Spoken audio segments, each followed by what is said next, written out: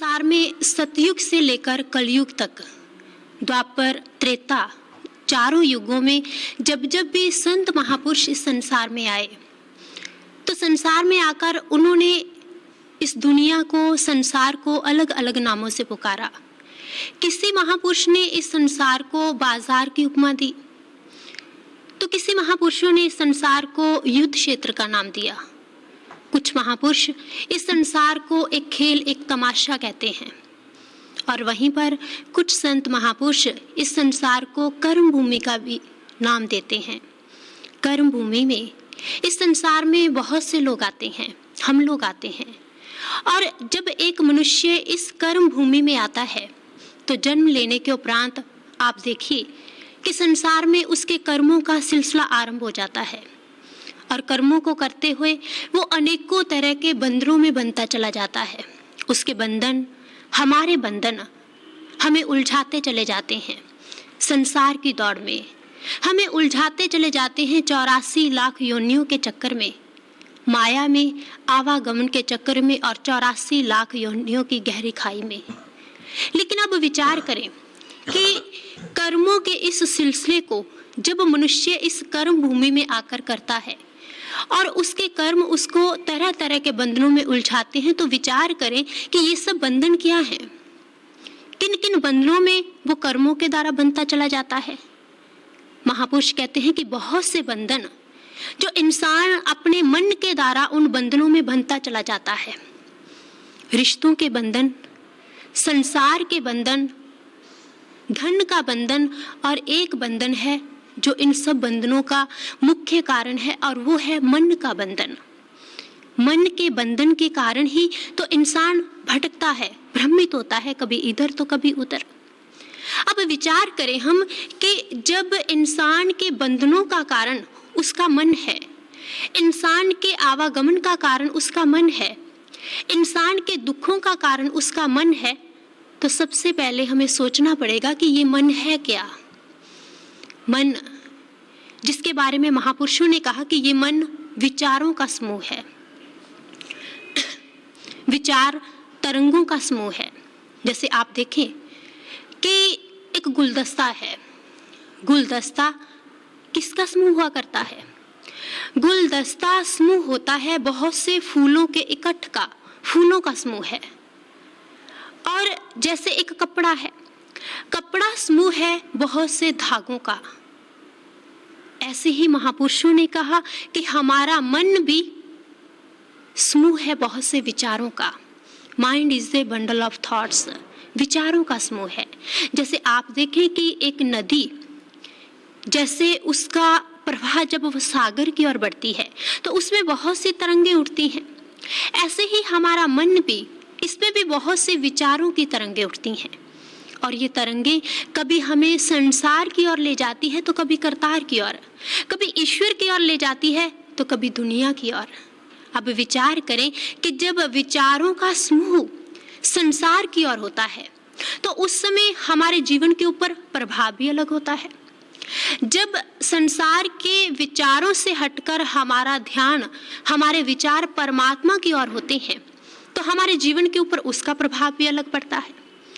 लेकिन आज हम बंधन में किसके हैं? हम अपने मन के बंधन में हैं, अपने विचारों के बंधन में हैं। इसलिए किसी ने कहा कि man are not prisoner of fate but only prisoner of their own mind. इंसान अपने भाग्य का, जो कि भाग्य के बंधन में नहीं है, किस्मत के बंधन में नहीं है, बंधन में है। आज इंसान अपने मन के बंधन में है, विचारों के बंधन में है, और विचार उसे कभी किधर, कभी कहीं, कभी इधर, कभी उधर, चारों ओर भटकाते चले जाते हैं। मन जिस वस्तु का संग करता है, ये मन वैसे ही बन जाता है, क्योंकि मन का स्वभाव क्या है? हमारे धार्मिक ग्रंथ कहते हैं कि मन कैसा है? मन एक खाली सफेद कपड़े की भांति, एक खाली गिलास की भांति है।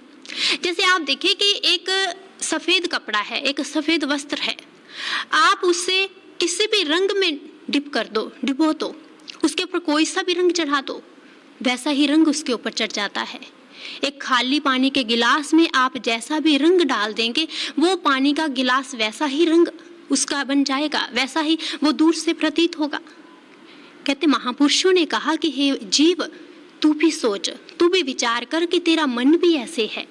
मन अपना इसका कोई रंग नहीं। जैसे जैसी संगति में हम इस मन को बढ़ा देते हैं, अपने विचारों की दिशा को जैसे जैसे हम संसार की ओर, दुनिया की ओर, विचारों की ओर बढ़ा देते हैं, ये मन वैसा ही बन जाता है। और आज हम समाज की अवस्था को देखें, संसार की अवस्था को देखें, समाज में घरों की अवस्था को देखें, एक इंसान के मन की अवस्था को देखें, तो आज उसका प्रभाव इंसान के ऊपर इतना क्यों है। एक भाई भाई, परिवार में पति पत्नी, पेरेंट्स और बच्चे, आज उनके विचार अलग क्यों हैं? क्योंकि आज इंसान ने जैसे रंग में अपने मन को रंग दिया, वैसे ही वो रंगों में रंगते चले जाते हैं और इसी कारण विचारों में विभिन्नता आ जाती है, विचार अलग हो जाते हैं। लेकिन महापुरुष कहते हैं कि इंसान विचार तो कर, तो सोच तो सही कि आज हम अपने मन को किस संगति की ओर लिए जा रहे हैं, मन को कहाँ कहाँ लिए जा रहे हैं। मन को बुराइयों की ओर लिए जा रहे हैं, मन को गलत दिशा की ओर लिए जा रहे हैं। और आज उसका प्रभाव आज हमारे सामने है कि इंसान दूसरा इंसान के सामने जो भी विचार रखता है, एक परिवार दूसरे परिवार के सामने जो भी विचार रखता है, एक भाई दूसरे भाई के सामने जो भी विचार रखता है, एक इंसान दूसरे इंसान की भावना को नहीं समझ पा रहा। आज लड़ाई झगड़े कलह कलेश समाज में ये सब कुछ क्यों है? मन के कारण ही तो है। क्योंकि मन की दिशा कहाँ है? मन की दिशा विपरीत है, मन की दिशा संसार की ओर है। और जब इस मन को सही दिशा मिल जाती है, जब इस मन को सही मार्ग मिल जाता है, तो वो दिशा जब परमात्मा की ओर होती है, तो ये मन जो कि जिसका स्वभाव क्या है, चंचल है, जो जिसका स्वभाव में चंचलता है, टिकता नहीं। आपने देखा होगा, भंवरे को देखा होगा, फूल के ऊपर कभी भंवरा आता है, उसका रस को चखा, फिर दूसरे फूल के ऊपर आ गया, फिर दूसरे से तीसरे फूल के ऊपर चला गया, और ऐसे करते करते पूरे बगीचे में फूलों के ऊपर वो मंडराता रहता है।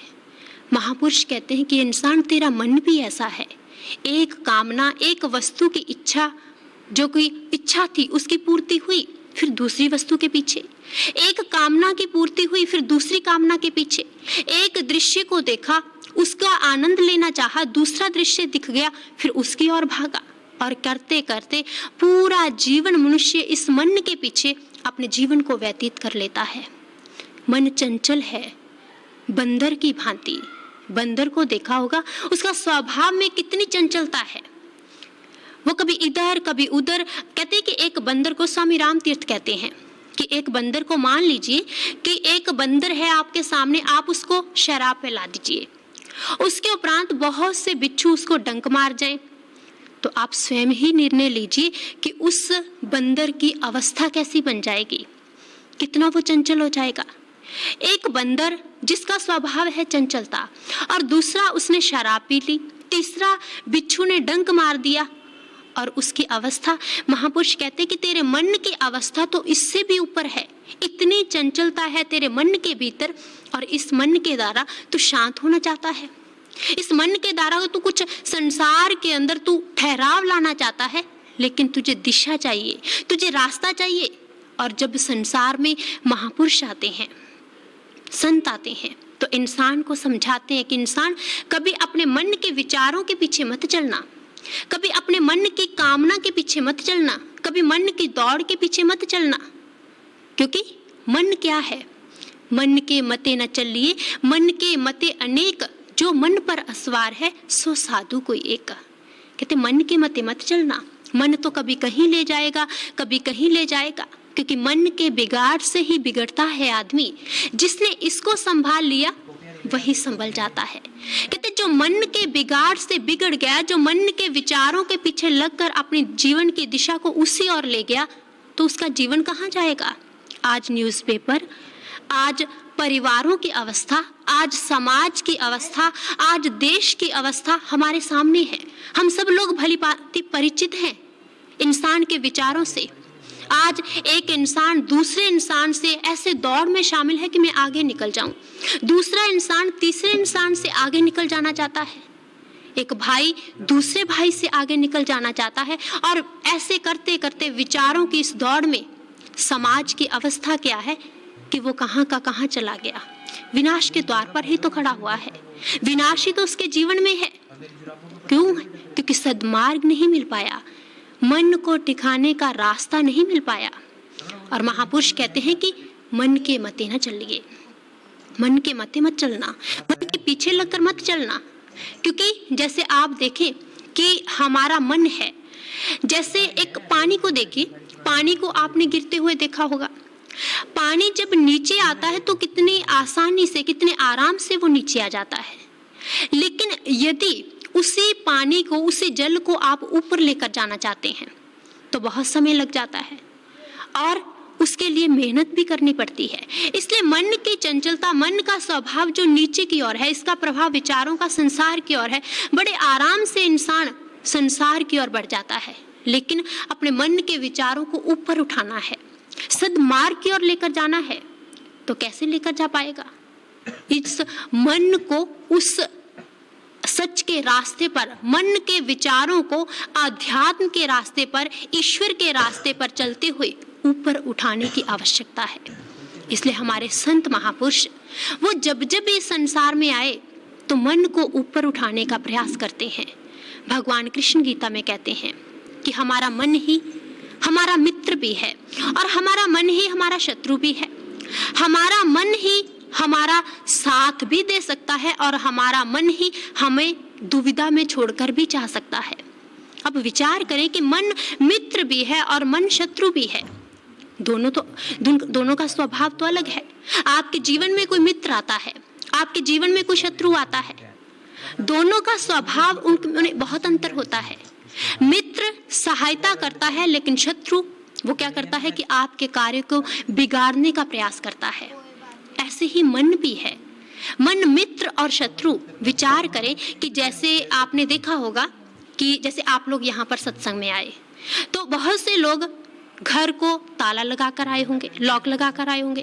अब आप जब घर को बंद करते हुए ताले को आपने बंद किया तो एक चाबी के द्वारा, और जब आप घर वापस जाएंगे ताले को खोलेंगे तो वहां पर उसी चाबी के द्वारा खोलने का प्रयास करेंगे, चेष्टा करेंगे, क्योंकि जिस चाबी के द्वारा ताला बंद हुआ उसी चाबी के द्वारा वो ताला खुल भी गया।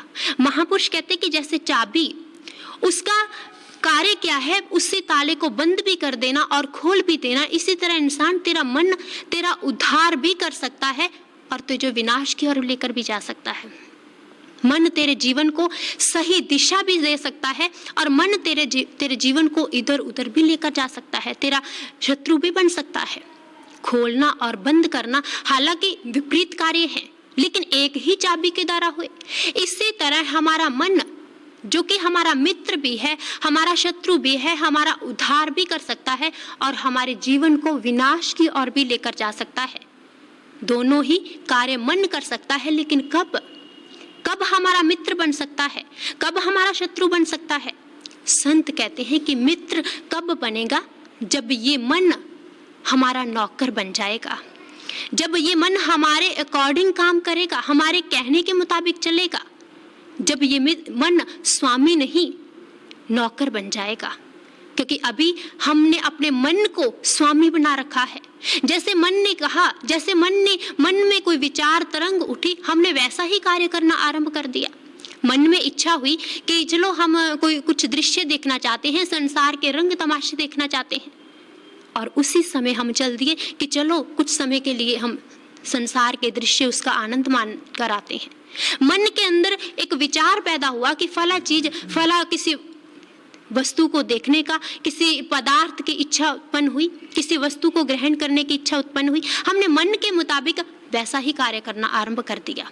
अभी क्या है, हमारा मन जो कि हमने इसको मास्टर बना रखा है, हमने इसको अपना स्वामी बना रखा है। आवश्यकता क्या है? मन को स्वामी नहीं, इसको नौकर बना लें, इसकी लगाम हम अपने हाथों में ले लें, और जब इसकी लगाम हमारे अपने हाथों में हो जाएगी तो फिर मन के अनुसार नहीं, मन जैसा हम चाहेंगे वैसा ही कार्य इस मन से करवा सकते हैं। किसी महापुरुष के पास एक व्यक्ति आता है। उस व्यक्ति ने आकर कहा, जब सत्संग विचार चल रहे थे उसके उपरांत जब विचार विमर्श करने के लिए बहुत से लोग एकत्रित हुए, तो उस व्यक्ति ने पूछा कि महाराज, मैंने आपके सत्संग विचारों को भी श्रवण किया और सत्संग विचार मुझे बहुत अच्छे लगे, लेकिन मैंने आपकी उम्र को देखा और मुझे एक बात, मेरे मन के भीतर एक प्रश्न पैदा हुआ। आपने विचार दिए परमात्मा के बारे में, ईश्वर के बारे में, लेकिन आप बताएं, क्या आपका मन इधर उधर भटकता नहीं? क्या आपके मन में संसार का कोई संकल्प विकल्प पैदा नहीं होता? क्या संसार की कोई तरंगे नहीं उठती? जैसे ही ये कहा तो आगे से वो महापुरुष मुस्कुरा पड़ते हैं और मुस्कुराते हुए क्या कहते हैं कि जिस जगह पर इंसान का मन चाहे और मनुष्य चला जाए, ये संसार का सूत्र है, लेकिन जहां इंसान चाहे वहां उसका मन जाए, ये अध्यात्म का सूत्र है। और मैं अध्यात्म के पथ पर चल रहा हूँ, भक्ति के पथ पर चल रहा हूँ। मैं मन के अकॉर्डिंग नहीं, मन के अनुसार नहीं, मन को अपने अनुसार चला रहा हूँ, क्योंकि मेरे पास क्या है? ज्ञान है। मैंने मन के उस मन की दौड़ को समाप्त करने के मार्ग को जाना है आत्मज्ञान के द्वारा, और मन की इस दुविधा को, इस दौड़ को मैंने समाप्त करने का प्रयास किया। इसलिए महापुरुष भी धार्मिक ग्रंथों में कहते हैं कि कबीरा मन पंछी, संत कहते हैं कि हे इंसान, तेरा मन क्या है? एक पक्षी के समान है। जैसे पक्षी आसमान में उड़ता है, खुले आसमान में, कभी इधर कभी उधर, कभी कहीं, चारों ओर उड़ता है और वो उड़ता चला जाता है, लेकिन जब तक बाज की वो लपेट में नहीं आ जाता, झपट में नहीं आ जाता, वो उड़ता चला जाता है। ऐसे ही हमारा मन भी एक पक्षी के समान है जो चारों दिशाओं की ओर दौड़ता है, कभी कहीं, चारों ओर भागता है। लेकिन ये मन कब टिकता है? जब ज्ञानबाज रूप में की झपट में आ जाता है, ज्ञानबाज अपने इसको झपेट में ले लेता है, उसके उपरांत ये मन टिक जाता है।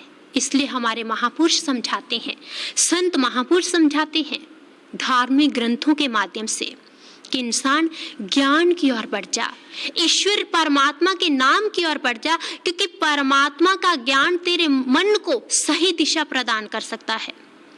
संसार में दिशाएं तो बहुत सी हैं, संसार में रास्ते तो बहुत से हैं, लेकिन वह रास्ते तेरे मन को गलत दिशा प्रदान कर रहे हैं।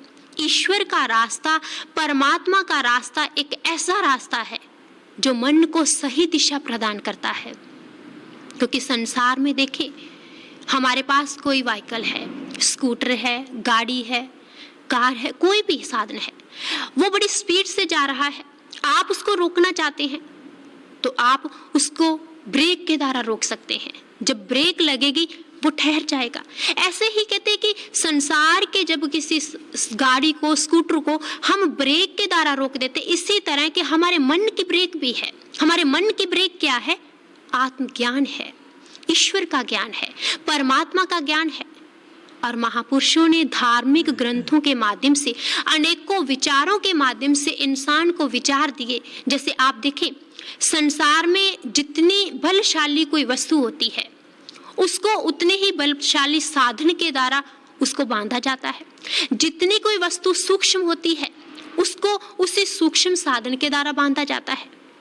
जैसे हाथी को देखें कि हाथी को हम बांधना चाहते हैं, हम रोकना चाहते हैं, तो हमें क्या करना पड़ेगा कि हाथी को बांधने के लिए हमें बड़ी बड़ी जंजीरों का उपयोग करना पड़ेगा।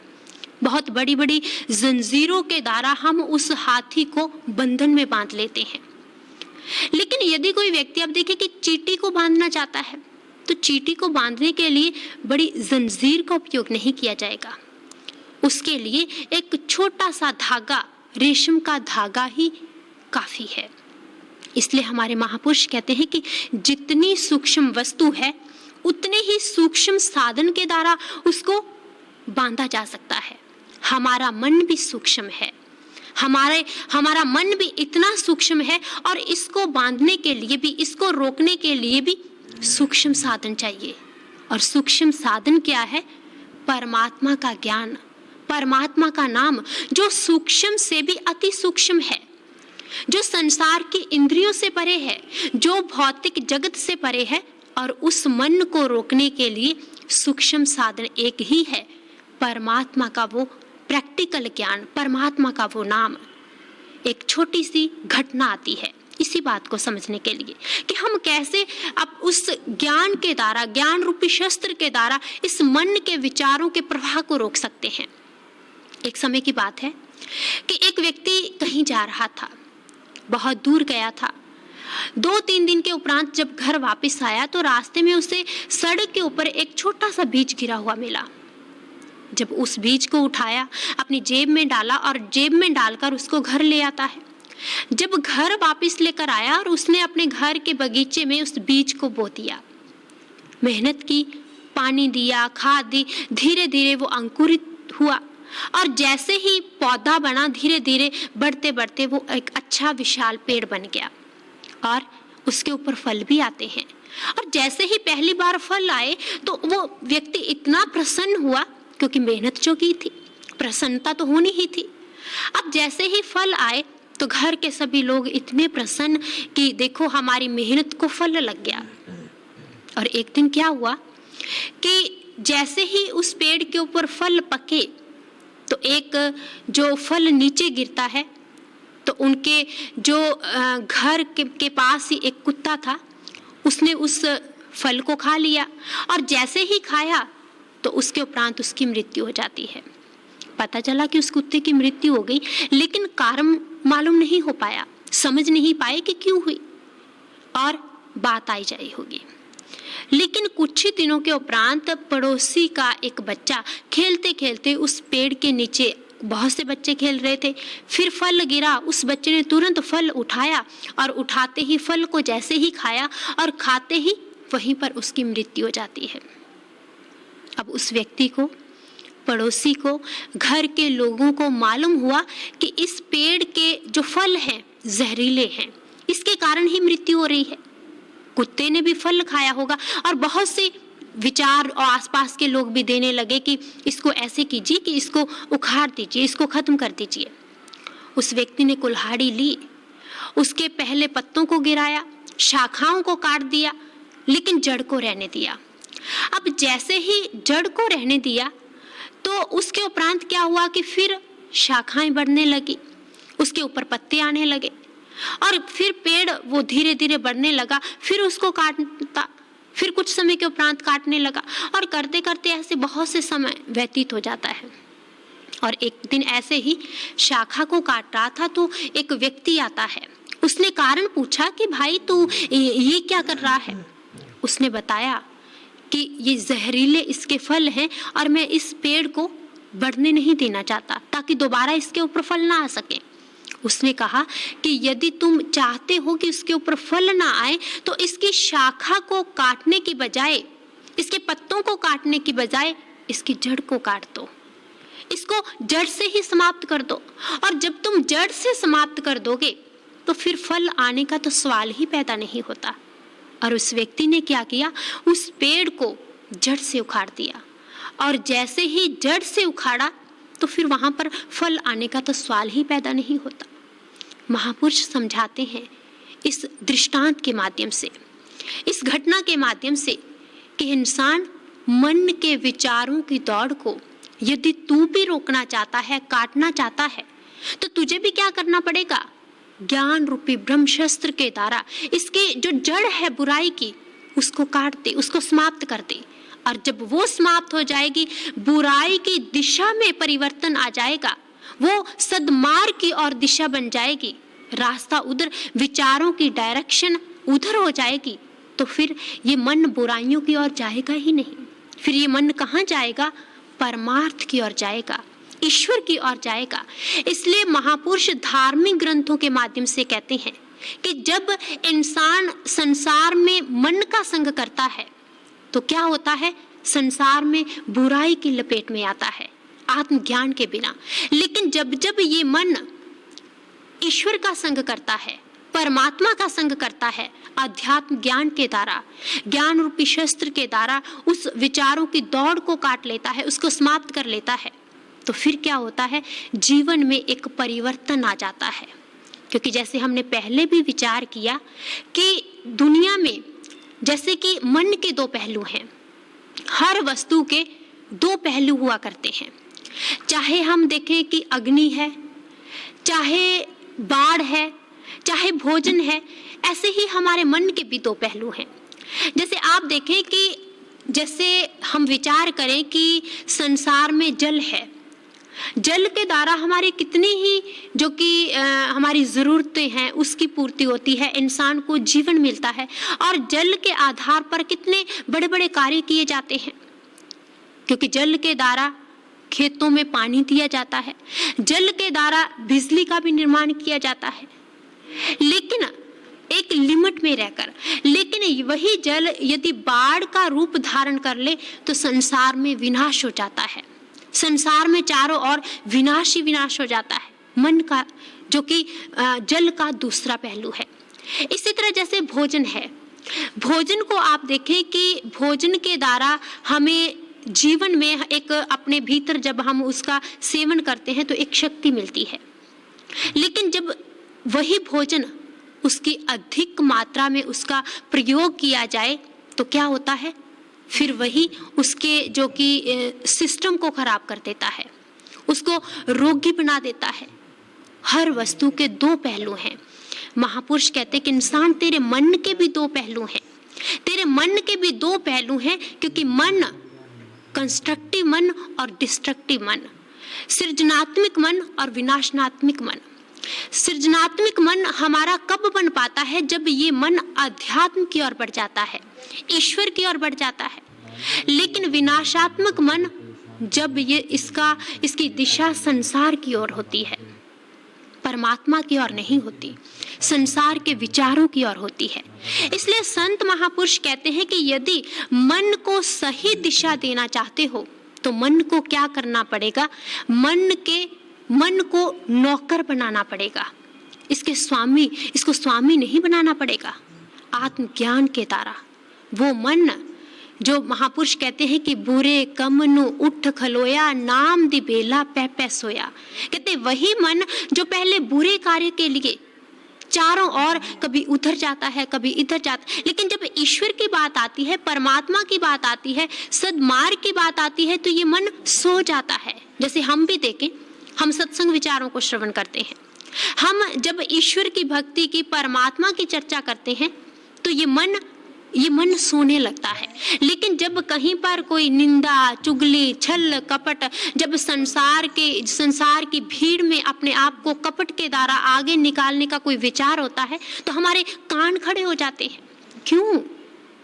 क्योंकि बुरे कमनु उठ खलोया, नाम दी बेला पै पै सोया। कहते बुरे काम के लिए ये मन तो खड़ा हो जाता है, इस मन के विचार तो एकदम उभड़ पड़ते हैं।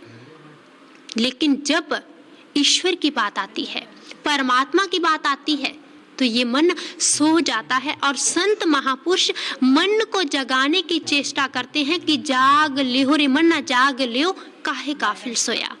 कि इंसान जाग जा, हे मन तू जाग जा, क्योंकि अपने रूप को पहचान ले, अपनी वास्तविकता को पहचान ले। और जब तू अपनी वास्तविकता को पहचान लेगा तो तुझे सच में समझ आ जाएगी कि मन तू ज्योत स्वरूप है, अपना मूल पहचान कि मन का वास्तविक स्वरूप क्या है। क्योंकि आज हम क्यों भटक रहे हैं, आज हमें अपना मन हमारा शत्रु क्यों बना हुआ है, इसीलिए क्योंकि हमारे पास मन को पहचानने का साधन नहीं। जब संत की कृपा से जब आत्मज्ञान हमारे जीवन में आता है तो हम अपने वास्तविक रूप की, उस मन के वास्तविक स्वरूप की समझ कर पाते हैं। हमें पहचान मिलती है कि मन तू ज्योत स्वरूप है, अपना मूल पहचान, अपने मूल की पहचान कर ले। अभी तो अपने मूल से बिखरा है, अलग है तो अपने मूल से। जब मिल जाएगा, जैसे आप देखें कि एक नदी वो जब सागर से अलग होती है, सागर से अलग होकर उसकी दिशा अलग हो जाती है, तो देखिए उस नदी के भीतर कितनी तरंगे उठती हैं, वो नदी कितने उछाले मारती है। कभी उसका पानी इस किनारे को स्पर्श करता है, कभी उस किनारे को, कभी कैसे। लेकिन जब वही नदी सागर में मिल जाती है, सागर के साथ जुड़ जाती है, तो फिर देखिए कि वही नदी सागर का रूप हो जाती है। फिर उसमें कोई तरंग नहीं, सागर आराम से अपने उस नदी को अपने में समो लेता है। हमारा जीवन भी एक नदी के समान है। हमारा जीवन नदी रूपी इस जीवन में मन के भीतर अनेकों तरंगे उठती हैं, और इन तरंगों को सही दिशा कब मिल पाती है? जब सागर रूपी परमात्मा जीवन में आता है, ईश्वर जीवन में आता है।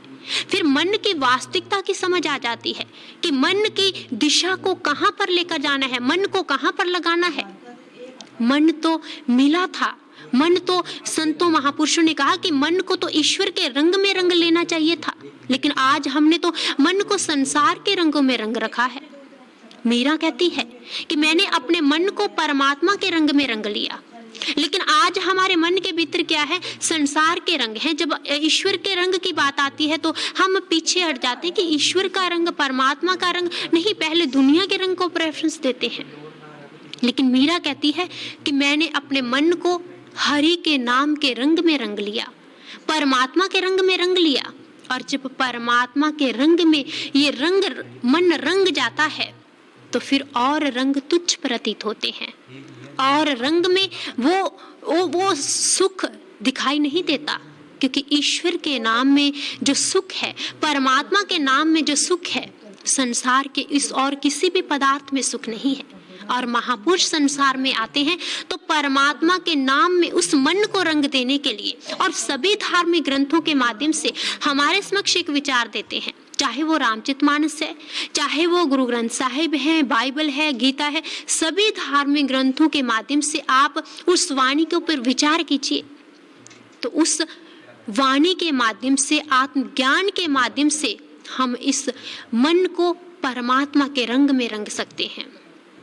संत चाहिए, महापुरुष चाहिए, जिसने स्वयं अपने मन को ईश्वर के रंग में रंगा है, जो स्वयं इस मन को, मन की दिशा को बदल चुका है। ऐसा साधन चाहिए हमें, ऐसा मार्ग चाहिए। और जब हमारे जीवन में कोई ऐसा पूर्ण महापुरुष जीवन में आते हैं, संत महापुरुष आते हैं, कोई सद्गुरु जीवन में आता है, तो वो हमें मार्ग दे देता है। इसलिए धार्मिक ग्रंथों में आता है कि एकम नित्यम विमलमचलम सर्वधि साक्षी भूतम भावातीतम त्रिगुण रहितम सद्गुरु तम नमामि, कि वह सद्गुरु, वह संत जो एक है, जो नित्य है, जो विमल है और जो त्रिगुणी माया से परे है, ऐसा सद्गुरु जब जीवन में आता है और ऐसे सद्गुरु की कृपा से एक भक्त मन के स्वरूप की पहचान करता है, तो उसके उपरांत उस सद्गुरु के पावन चरणों में वो वंदन करता है, पावन चरणों में प्रणाम करता है। और धार्मिक ग्रंथों में देखिए, सभी महापुरुष धार्मिक ग्रंथों के माध्यम से संसार के सामने एक विचार देते हैं कि ऐसा संत चाहिए, ऐसा गुरु चाहिए जो हमारे जीवन को इस मन की दौड़ से हटाकर परमात्मा की दौड़ में हम शामिल हो जाएं। और ऐसे गुरु को महापुरुषों ने कहा कि ऐसा पूर्ण संत, पूर्ण सद्गुरु धार्मिक ग्रंथों के मुताबिक जब जीवन में आता है, तब ही जीवन सच में जीवन बन पाता है, उससे पहले नहीं। और हम देखिए, जितने भी हम धार्मिक ग्रंथ पढ़ते हैं, आज जब देखिए परमात्मा की, ईश्वर की बात आती, तो आज बहुत से लोग कहते हैं कि हम मन को अपने आप कंट्रोल कर लेंगे, मन को हम अपने आप सही दिशा प्रदान कर लेंगे। हमें संत की क्या आवश्यकता है, सद्गुरु की क्या आवश्यकता है। और संसार में आज देखिए कि इतने विचार भी दिए जाते हैं, इतनी चर्चा भी की जाती है, और चर्चा के माध्यम से आज लोगों को एक विचार दिया जाता है कि आप ध्यान कीजिए, परमात्मा का ध्यान कीजिए, ये मन अपने आप, जो कि विचारों की दौड़ है, समाप्त हो जाएगी। मन के भीतर जो टेंशन है, डिप्रेशन है, जो अनेकों विकार हैं, अपने आप ये समाप्त हो जाएंगे। और बहुत से लोग आप देखिए कि ध्यान भी करते हैं, ध्यान करने का प्रयास भी करते हैं, ध्यान करने की कोशिश भी करते हैं, ध्यान भी करते हैं, मेडिटेशन क्लासेस ज्वाइन करते हैं, बहुत सी संस्थाओं में जाते हैं, वहां पर जाकर ध्यान करने की चेष्टा करते हैं। लेकिन उसके बावजूद बहुत से लोग हमें मिलते हैं और आकर एक ही बात कहते हैं कि हम ध्यान करने के लिए बैठते हैं, लेकिन फिर भी ध्यान नहीं लग पाता। हम ईश्वर की पूजा के लिए, उसकी उपासना के लिए हम सब कुछ करने की चेष्टा करते हैं, लेकिन मन तो फिर कभी इधर कभी उधर चला जाता है। बहुत से लोग ये कहते हैं, लेकिन विचार करें कि ऐसा क्यों होता है। ऐसे विचार इंसान के आज क्यों है। इंसान आंखों को बंद करता है, ध्यान लगाने की कोशिश करता है, लेकिन ध्यान लगाने के बावजूद भी इंसान का मन नहीं टिक पाता, ध्यान इधर उधर बिखरता है। क्यों? ऐसा क्यों होता है? धार्मिक ग्रंथों में इसका उत्तर दिया गया है, महापुरुषों की वाणियों में इसका उत्तर आता है और धार्मिक ग्रंथों में आता है कि ये मन, कहते हैं कि ज्ञान जब जीवन में आता है, क्योंकि ध्यान के लिए ध्येय चाहिए, टारगेट चाहिए, और जब तक हमारे पास टारगेट नहीं होगा, ध्येय नहीं होगा, हम ध्यान भी कैसे लगाएंगे। संत जीवन में आते हैं, महापुरुष जीवन में आते हैं तो ध्येय प्रदान करते हैं, हमारे मन को ध्येय दिखला देते हैं कि हमने ध्यान किस वस्तु का करना है। और इसीलिए धार्मिक ग्रंथों में आता है कि कुंभे बद्दा जल रहे, जल बिन कुंभ ना होए, ज्ञान का बद्दा मन रहे, गुर बिन ज्ञान ना होए। कहते हैं कि पानी को जैसे हमने एक जगह पर इकट्ठा करना है तो उसके लिए घड़ा चाहिए, कुंभ चाहिए। जल बिन कुंभ ना होए, ज्ञान का बद्दा मन रहे, गुर बिन ज्ञान ना होए। ज्ञान चाहिए, ज्ञान से अभिप्राय कोई बाहर की बातें नहीं, बाहर की जानकारी नहीं, बाहर की चर्चा नहीं। ज्ञान से अभिप्राय क्या है? ईश्वर का शाश्वत ज्ञान चाहिए, ईश्वर का अनुभव चाहिए, ईश्वर का दर्शन चाहिए। और जब वो प्रैक्टिकल ज्ञान जीवन में होगा, आत्मज्ञान जीवन में होगा, तो ये मन टिक जाएगा। बिन गुर दिख्या कैसे ज्ञान, बिन पेखे को कैसे ध्यान। कहते दीक्षा के बिना ज्ञान नहीं और देखे बिना ध्यान लग ही नहीं सकता, चाहे कितना कहीं पर ध्यान लगाते जाएं। और आज बहुत से लोग ध्यान लगा रहे हैं, कर रहे हैं, करते जाइए, जीवन भर करते जाइए, लेकिन कुछ नहीं हो सकता। और महापुरुष कहते हैं कि जब ध्यान की बात आती है तो उसके लिए क्या चाहिए? ध्येय चाहिए, दर्शन चाहिए। और जब दर्शन होगा तो हमें ध्येय मिलेगा, टारगेट मिलेगा कि अपने मन को कहाँ पर टिकाना है, कहाँ पर इस ध्येय के द्वारा हमने जिसका अनुभव करते हुए हमने ध्यान करना है। और संत जीवन में आते हैं तो क्या करते हैं? ध्येय देते हैं जीवन में, मार्ग देते हैं जीवन में। और जितने भी धार्मिक ग्रंथ हैं, चाहे वो रामचरितमानस, भागवत है, आप उनको पढ़िए, लेकिन उसके जैसे पढ़ने पर हम विचार करेंगे कि सभी धार्मिक ग्रंथों के रचयिता जो कि संत महापुरुष, जैसे देखिए रामचरितमानस को गोस्वामी तुलसीदास जी ने लिखा, भागवत वेद व्यास जी लिखते हैं, और उसमें परमात्मा के 24 अवतारों का वर्णन आता है। लेकिन विचार करें कि भागवत को और रामचरितमानस को या जितने भी धार्मिक ग्रंथों को महापुरुषों ने लिखा, तो उन्होंने कब लिखा? जब उनके अंतर में ध्येय प्रकट हुआ, जब उनके अंतर में वो दृष्टि प्रकट हुई, और जब वो दृष्टि, तीसरी आंख, दिव्य दृष्टि प्रकट हुई, तो उन्होंने उन ग्रंथों का निर्माण कर दिया। लेकिन उससे पहले उन्होंने किसकी महिमा गाई? भागवत में आता है, गुरुर ब्रह्मा गुरुर विष्णु गुरुर्देवो महेश्वरा गुरुर साक्षात परम ब्रह्म तस्मै श्री गुरुवे नमः।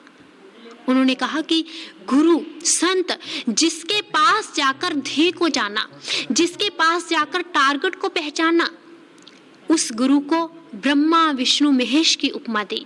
अब विचार करें कि गुरु को ब्रह्मा विष्णु और महेश नामों से पुकारा, तो क्यों पुकारा?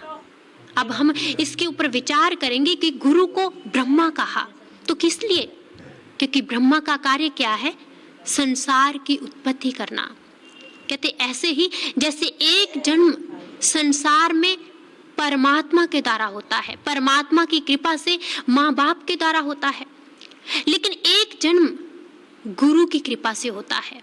संसार में जो जन्म हमारा होता है, वो जन्म उसका एक दिन अंत भी हो सकता है, उसका वो दुखों का कारण, हम संसार में जीवन में अनेकों तरह के दुखों में उलझते हुए, संघर्ष के वातावरण पर गुजरते हुए, अनेकों दुविधा में पड़ते हुए संसार में अपने जीवन को खोते चले जाते हैं। और इस जीवन का एक दिन अंत हो जाता है शमशान घाट में जाकर। लेकिन जिस समय हमारे जीवन में गुरु आता है, पूर्ण गुरु आता है, तो वो क्या करता है, संसार के जन्म से हमें दूसरे जन्म में ले जाता है, द्विज बना देता है। द्विज अर्थात परमात्मा से मिला देता है, क्योंकि पहले इंद्रियों के द्वारा हम भौतिक जगत में विचरण करते हैं, लेकिन गुरु की कृपा से हम आध्यात्मिक जगत में विचरण करते हैं। और ब्रह्मा जो कि हमें जन्म देते हैं, गुरु की कृपा से भी हमारा दूसरा जन्म होता है। इसलिए गुरु को ब्रह्मा का भी नाम दिया है। गुरु विष्णु, विष्णु का कार्य क्या है, पालन करना। गुरु भी पालन करता है अपने शिष्य की। उससे क्या करता है, जीवन में सही और गलत की पहचान बताता है। उससे पहले इंसान के जीवन में सही और गलत की पहचान नहीं, सही क्या है गलत क्या है। लेकिन जिस समय गुरु जीवन में आता है तो सही रास्ता, सही डायरेक्शन मिल पाती है कि सही और गलत क्या है। और जब हमारे जीवन में ऐसा गुरु आता है तो हमें हमारे जीवन में वो समझाता है, उस ब्रह्म ज्ञान के द्वारा सच में वास्तविकता को पहचान का तरीका बता देता है कि कैसे अपने जीवन में तुमने सत्य और असत्य के मार्ग पर चलते हुए जीवन को सद्मार्ग की ओर लेकर जाना है। और आगे उन्होंने कहा कि गुरु शिव की भांति है। शिव जिसका कार्य है संहार करना, गुरु भी संहार करता है हमारे विकारों का, हमारी बुराइयों का, हमारे मन की दौड़ का, और हमें एक ऐसा मार्ग प्रदान करता है जो पवित्रता से भरा हुआ जीवन है, जो कि शांति का मार्ग है। और हमारे विकारों की दौड़ को काटकर, हमारे जो कि अनेकों तरह की जो दुविधा को समाप्त कर हमें एक सद्मार्ग पर चला देता है। इसलिए महापुरुषों ने कहा कि गुरु ब्रह्मा, विष्णु और महेश, इन तीनों की ही उपमा दी है। लेकिन उसके लिए हमें समझना पड़ेगा, विचार करना पड़ेगा कि ऐसे गुरु के पास जाकर उस ध्येय को जान लेना पड़ेगा, उस ब्रह्म ज्ञान के द्वारा। और ऐसा गुरु जब हमारे जीवन में आता है तो इंसान जो अनेकों तरह के बंधनों में है, अनेकों तरह के जो कि कर्मों को काटता हुआ बंधनों में बनता चला जाता है, फिर बंधन से मुक्त हो जाता है। क्योंकि बंधन मुक्त करे सतगुरु, बंधन मुक्त करे सतगुरु। सतगुरु बंधनों से मुक्त कर देता है। लेकिन आज देखिए, जब इंसान के जीवन में सत्संग होता है, जब इंसान के जीवन में कोई पूर्ण सदगुरु संत महापुरुष आते हैं, तो उस समय वो संसार के सामने विचार देते हैं। लेकिन इंसान उनके विचारों को सुनने के बजाय अपने मन को आगे रख देता है, उनको समझ नहीं पाता। जैसे एक घटना आती है कि महात्मा बुद्ध एक बार एक स्थान से गुजर रहे थे, उनके बहुत से शिष्य साथ थे। और जब वो उस स्थान से गुजर रहे थे तो रास्ते में उन्होंने देखा कि बहुत से लोगों की भीड़, बहुत से लोगों का इकट्ठ है। थोड़ा सा उनके पास गए और पास पहुंचकर देखा कि एक व्यक्ति, उसके तीर लगा हुआ है और तीर लगा है, खून बहता चला जा रहा है। जब कुछ व्यक्ति उसके पास पहुंचकर पूछने लगे कि भाई तुझे क्या हुआ, तो उस व्यक्ति ने आगे से खून बहते हुए, तीर लगा है उसके शरीर में, लेकिन प्रश्न पे प्रश्न करता चला जा रहा है। क्या कहता है कि ये तीर किसका है, ये किसने मारा, क्यों मारा, और ये सब प्रश्न करने लगा। लोगों ने कहा कि लाओ हम पहले तीर को निकाल देते हैं, तीर को निकाल देंगे, खून बहना बंद हो जाएगा, तो बाद में पता भी चल जाएगा कि ये तीर किसका है, कोई आएगा बता देगा। लेकिन वो व्यक्ति कहता नहीं, पहले मुझे ये बतलाओ कि ये तीर है किसका, किसने मारा और क्यों मारा। बहुत से प्रश्न कर रहा है। लोगों की भीड़ बिखरने लगी, लोग इधर उधर जाने लगे और वहीं पर महात्मा बुद्ध भी वहां से आगे बढ़ने लगे। जब जाने लगे तो मुस्कुरा पड़ते हैं। उनके एक शिष्य ने देखा कि महात्मा बुद्ध मुस्कुरा रहे हैं, पूछने लगे महाराज आप मुस्कुरा क्यों रहे हैं। महात्मा बुद्ध कहते नहीं कुछ नहीं। उसने फिर पूछा कि महाराज बतलाइए कि आपके हंसने के पीछे कारण क्या है। तो महात्मा बुद्ध मुस्कुराते हुए फिर उत्तर देते हैं। कहते, आपने उस व्यक्ति को देखा?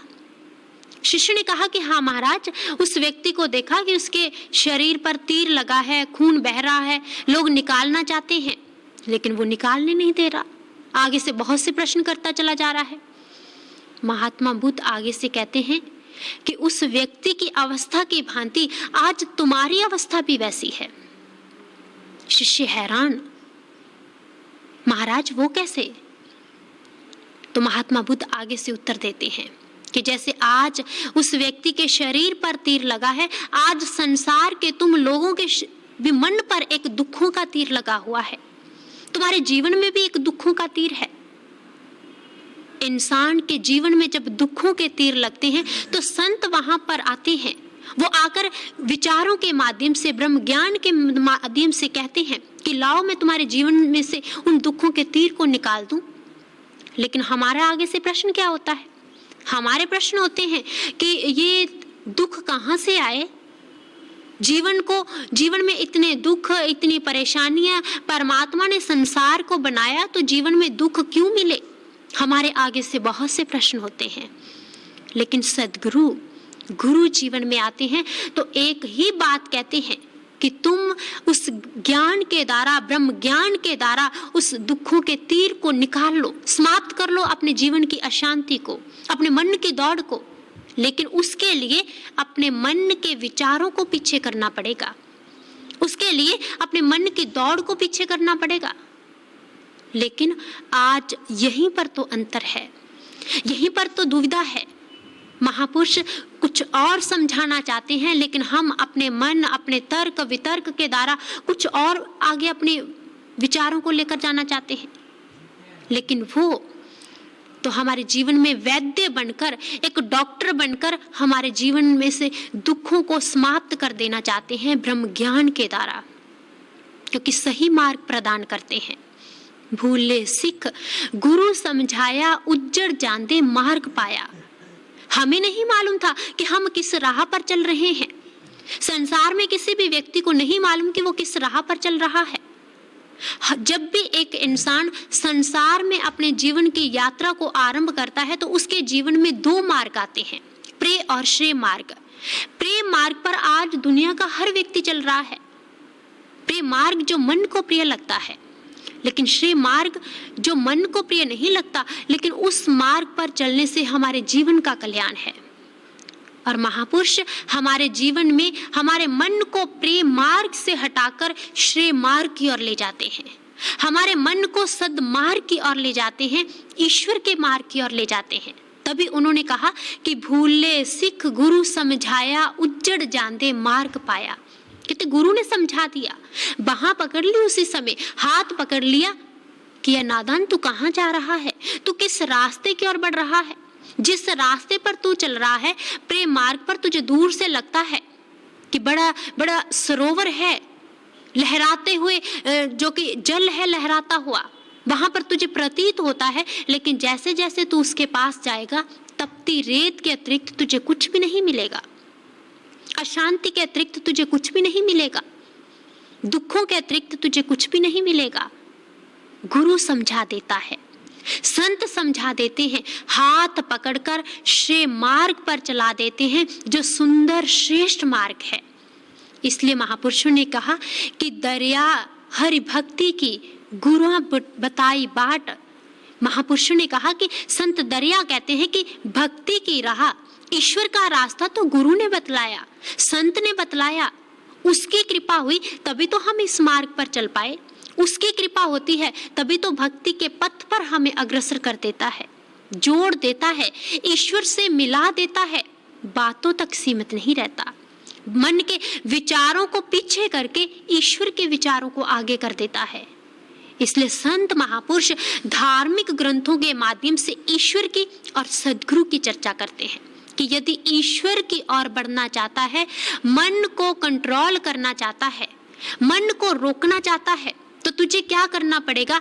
ईश्वर को पाना पड़ेगा। और यदि तू ईश्वर को पाना चाहता है तो तुझे सद्गुरु की खोज करनी पड़ेगी, संत की खोज करनी पड़ेगी।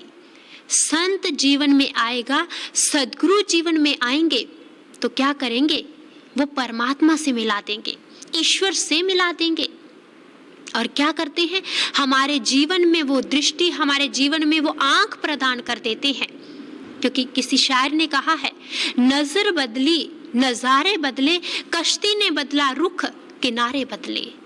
आज जो जीवन में छोटे छोटे दुख, आज हमें लगता है कि किसी व्यक्ति के कारण, किसी स्थान के कारण, किसी वस्तु के कारण, वो लगता है कि उसके कारण दुख है। लेकिन जब हम गुरु की कृपा से आध्यात्म की ओर बढ़ जाते हैं, परमात्मा की ओर बढ़ जाते हैं, तो फिर हमें समझ आ जाती है कि हमारे जीवन में जो छोटे छोटे दुख है, हमारे जीवन में वो जो दुविधा है, हमारे जीवन में जो अशांति है, उसका कारण कोई व्यक्ति विशेष नहीं, उसका कारण कोई स्थान नहीं, उसका कारण तो हमारा मन है। आध्यात्म मन के बारे में समझा देता है, सद्गुरु आध्यात्म के बारे में समझा देता है। और जब ऐसी समझ जीवन में आती है, जब ऐसा मार्ग मिलता है, तभी तो समझ आ पाती है। और ग्रंथों में मन के ऊपर जीत प्राप्त करने के लिए संतों ने कहा कि ज्ञान के मार्ग पर चल पड़ना, ईश्वर के दर्शन के मार्ग पर चल पड़ना, और उसके लिए सद्गुरु के पास चले जाना, संत के पास चले जाना। इतिहास साक्षी है कि जो इंसान भ्रमित थे संसार के मार्ग पर, जिनको दिशा नहीं मिल रही थी, जिनको कोई रास्ता नहीं मिल रहा था, क्योंकि वो अपने मुताबिक चल रहे थे, लेकिन जब सद्गुरु के पास, संत के पास गए, तो उनको एक सही दिशा, एक सही रास्ता मिल पाया। राजा अशोक, देखिए उनके जीवन में संसार को अपनी शक्ति के द्वारा विनाश के द्वार पर खड़े कर दिया, युद्ध चारों ओर, अशांति चारों ओर। लेकिन ये अशांति, दुविधा, ये विनाश कब समाप्त हुआ? जब उन्होंने सही रहस्य को समझ लिया, जब उन्होंने शांति के मार्ग को समझ लिया, महात्मा बुद्ध की शरणागत होकर। और वही राजा अशोक, देखिए, सत्य के पथ पर चल पड़े, भक्ति के रास्ते पर चल पड़े। केवल मात्र स्वयं नहीं चले, संसार के लोगों को भी उस रास्ते पर अग्रसर किया, भक्ति के मार्ग पर लोगों को भी बढ़ाया। इसलिए समाज के सामने, दुनिया के सामने वो एक विचार देते हैं। संसार को सही मार्ग पर ले जाने के लिए केवल मात्र उनके विचार चर्चा तक सीमित नहीं होते, केवल मात्र उनके विचार बाहरी बातों तक सीमित नहीं होते, वो तो अंतर की गहराई को छू जाते हैं। लेकिन अंतर की गहराई में कब उतरते हैं वो विचार? जब हम स्वयं सोचें कि सच में हमें अपने मन के बंधन से मुक्त होना है, अपने मन के विचारों से मुक्त होना है। और जब मन के बंधन से मुक्त होने का विचार हमारे मन के भीतर होगा, तो उपाय तो हमारे सामने है, मार्ग तो हमारे सामने है। चुनाव हम लोगों को करना पड़ेगा। दुनिया में हर वस्तु का चुनाव करते हैं, पदार्थों का चुनाव करते हैं, रिश्तों का चुनाव करते हैं। इंसान यहाँ पर सोच लेना, तो अपने जीवन का तूने चुनाव करना है। किस जीवन का? जो अनंत से मिल जाता है, परमात्मा से मिल जाता है। और उस अनंत के मार्ग को चुनने के लिए, ईश्वर के मार्ग को चुनने के लिए मन के मार्ग के ऊपर, मन के मर्म को जानना पड़ेगा, मन के उस रहस्य को समझना पड़ेगा, किसी पूर्ण संत महापुरुष के पास जाकर। और फिर क्या होगा? मन को एक शांति, मन को एक ठहराव और आनंद मिल पाएगा। तभी तो कहा कि जिस मिले मन होए आनंद, सो सतगुरु कहिए, कि जिसको मिलकर मन में आनंद आ जाए, कहते ऐसे सद्गुरु को उन्होंने कहा, प्रणाम किया कि ऐसा सद्गुरु जो मन को शांति दे देता है। इसलिए हम स्वयं सोचें, स्वयं विचार करें और मनन करें विचारों पर कि सच में हमें भी एक रास्ता और मार्ग चाहिए, और तभी हम सुख शांति की ओर बढ़ सकते हैं।